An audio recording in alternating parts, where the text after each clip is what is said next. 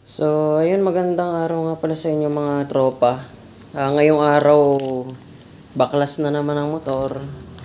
So, ito naman, ngayon natin ngayon, itong ating content naman for today's video. Ay tayo ay magpapalit ng ng oil seal. Yan, ng pang Rusi Korak na siya, na inverted fork na naka-install dito sa ating Keyway Cafe Racer 152. Then, ang naging issue niya kasi is tumaga siya. Ang pinaka nangyari nung time na yun, medyo madilim, maulan. Tapos hindi ko nakita may humps pala dun sa medyo mataas din. Hindi naman ako gaano kabilis, pero enough na yung speed ko para talagang siya ay mag-compress yung fork to the limit talaga, na siya ay siya ay yung masagad niya yung compression niya. So, ang tendency yun, sumabog yung isa. And awa naman ng Diyos, itong isa hindi. Malinis pa yan. Tapos yung naman, yung ang pinaka naging problema natin ay yung isa. Yung isa, yung dun sa bandang may brake. Kaya papalitan na rin natin siya kasi nga hindi safe yung yung ride natin kapag madulas yung ating rotor disc. Kaya ito, papalitan nga pala natin ng oil seal. Ito, nabili ko naman to sa sa Shopee. So, pinaka-size niya, ito yung pinaka-saktong size niya. Ito yung size ng stock din. Pwede nyo picturean. Ito yung niya, size 31, 43, 10.3. Yan yung pinaka keyword na iso-search nyo sa Shopee, sa Lazada, o sa nyo gustong bumili. Tapos, konting tips lang about dito nga kung gagamit kayo nito sa anong tawag dito, sa Keyway Cafe Racer at inverted fork kayo, medyo tansyahin nyo yung langis, kasi likas talaga na mabigat si CR152. Kaya yung yung oil level dapat sakto, yung hindi masyadong dense or hindi masyadong marami, yung sakto lang na kaya yung rider at kaya yung angkas. Saktong preload lang. Yan naman ay kung kayo mahilig magkutingting ng kayo lang din, mas magandang tansyahin nyo muna, sakyan nyo. Tapos kapag satisfied na kayo, tandaan nyo lang yung niya, yung level, para next nyong change oil ng Ford, same pa rin ng play. Okay, same pa rin ng play niya. Then kung may kailangan pa rin i-adjust, ito lang,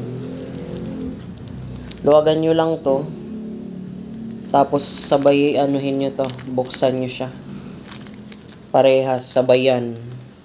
Tapos kung meron kayo nung hose tapos syringe, yun na lang gagamitin yung pang adjust. Okay, so ayun lang naman yung aking gagawin ngayon. Tapos ito nga pala, nakabit ko na siya. Nakabit ko na tong domino switch natin. Medyo nakakahilo lang yung wiring nito kasi hindi siya mabilis i-figure out. Medyo siya. Tip ko lang, kung gusto niyo nito, kung gusto niyo mag-install nito, magpa-install na lang kayo kung wala kayong alam sa wiring talaga. Ako kasi medyo may alam ako sa wiring kaya ang naging problema ko lang dito, medyo nakakahilo yung niya, yung sistema ng wiring. Unlike dito sa right side na switch, napakadali lang niyang i-figure out. Ito medyo mahirap Aayusin ko lang ulit siya. Na-try ko na kanina, hindi ako satisfied talaga. Kaya gagawin ko na lang ulit mamaya after nitong fork. Inuna ko lang siya talaga. Okay, so ayun lang naman sa ngayon mga tropa yung aking gagawin. Medyo madami, kalat na naman. Okay, hindi pa tayo makapag-vlog ng maayos kasi piniprepare pa natin si Victoria para sa mga vlog na rides, ganun. Ang date nga pala natin ngayon February 13. So by Monday kay February may naka-schedule akong ride. Bale ride from Atimona naman papuntang Atimonan. Ride to Atimona naman yung aming ni Jowa. Okay, so yun yung aming isasama ko yung yung rides namin. Magba-vlog din ako doon. Okay, wala na kasi tayong camera action camera nabenta ko siya sa kadahilan ng kailangan nating mag-upgrade ng mas magandang camera. So nag-iipon pa lang tayo. So ayun lang sa ngayon. Maraming salamat mga tropa. Sana patuloy nyo pa rin suportahan itong channel natin.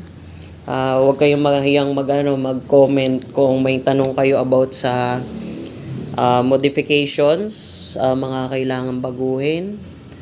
Okay, so ayun, maganda kasi pag kayo nagtanong, additional ko rin yun, content. Tapos parang give and take, win-win situation. Kasi nasagot ko na yung tanong nyo, may content pa ako. So ayun lang, subscribe lang kayo. Tapos every week talagang mas pupursigihin ko na gumawa ng video kasi nahihirapan kasi ako mag-video while gumagawa nito kasi hindi naman ako professional talaga na nagse-set up, naglalagay ng mga accessories. Medyo matagal ako maggawa talaga kasi gusto ko talaga pulido yung gawa ko. Kasi isa yun sa mga magiging achievements ko just in case na may nagtanong sa akin na ako lang yung gumawa nung aking motor. So, ayun lang. Maraming salamat. Yan, sabi ko nga lagi, ride safe always. Salamat mga tropa.